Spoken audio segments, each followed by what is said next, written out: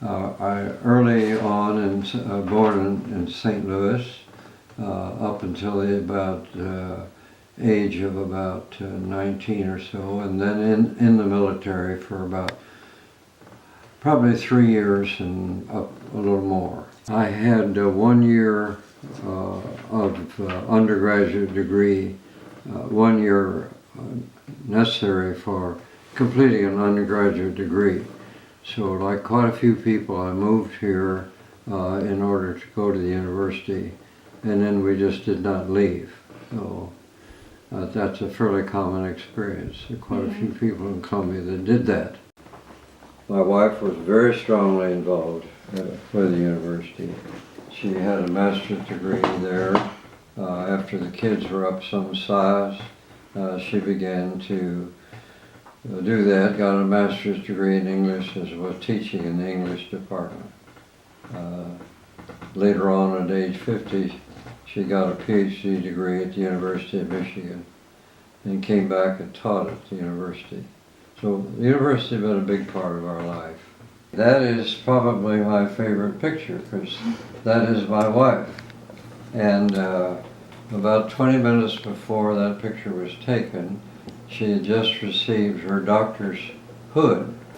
And the expression on her face indicates that now I've done this, and when I get back to work, I'm going to show them. So then that's an editorial from the Tribune about her. No, that was really fun. Physically, it is hugely different. When we were in school, the student union was only a foundation with a central tower. It had stopped constructing it during the Depression. So the university was the red campus, and then the area called a white campus. Those were the two parts of it. It was probably student-wise about 1/4 or 1/5 of the size that it is now. It was basically a southern community. The population probably was about 22,000. All of the business was done between Park Street on the north, Elm Street, the university on the south, probably from 3rd Street, which is now Providence Road, to Hitt Street in that area. That was the total commercial district, except for a very small strip along Highway 40.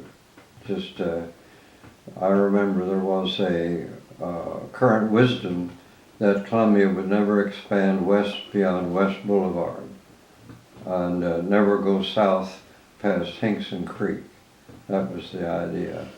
I thought it was rather odd. I mean, have these people ever heard of a bridge? You know, but that was the current wisdom. The greatest change, you'd have to think back and realize, I did speak a little bit about being a southern community. It was total, absolute segregation. The schools were segregated. The commercial district was pretty well segregated. The residential districts, so on.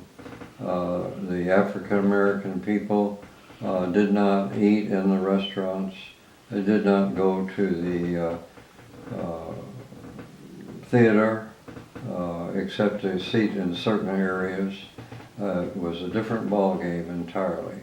I was familiar with one rural school district where there was only one African American family, and the directors of the district, it was not allowed for the children of that family to attend the school.